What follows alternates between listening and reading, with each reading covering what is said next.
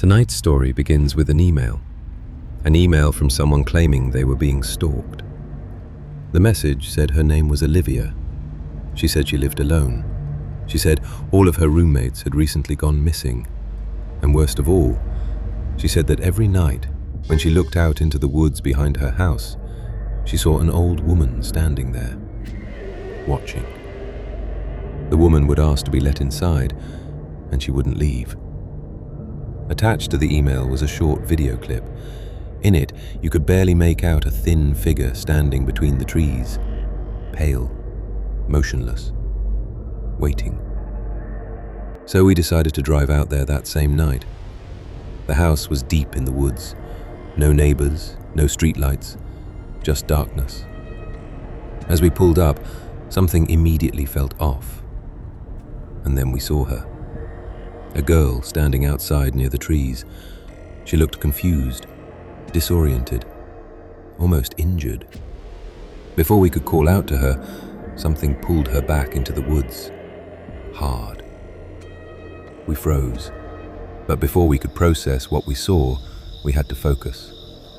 We were here for Olivia. We walked to the front door and knocked. A man answered. He looked at us and said, "I'm Olivia. I catfished you." We stood there in silence. His real name was Chad.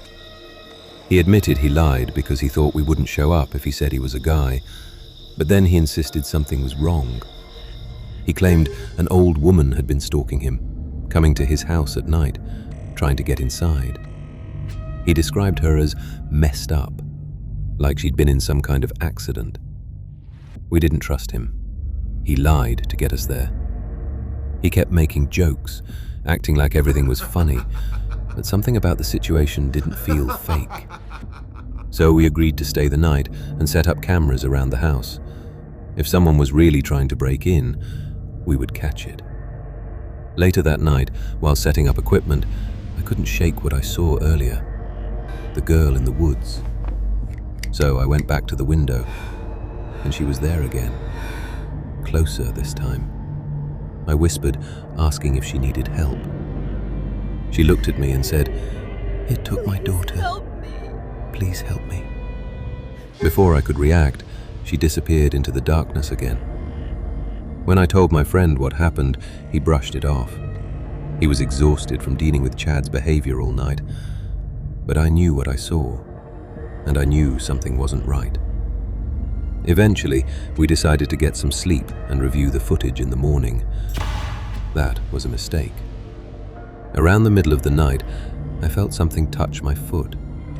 At first, I thought it was my friend shifting in his sleep. Then it happened again. Slow, deliberate. I sat up. There was something under the bed.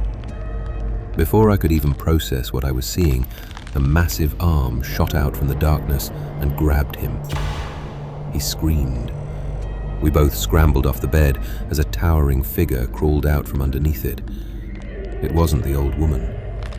It wasn't human. It was huge, twisted, its limbs bent at unnatural angles, its face barely visible in the dark. It moved fast. We didn't think. We ran.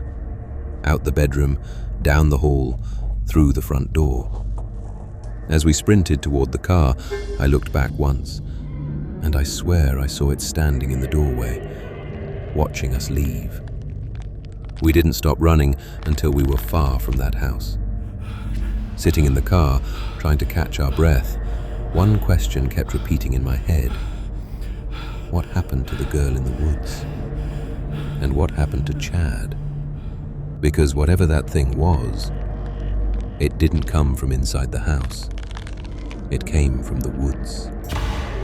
And it waits. It waits until you fall asleep.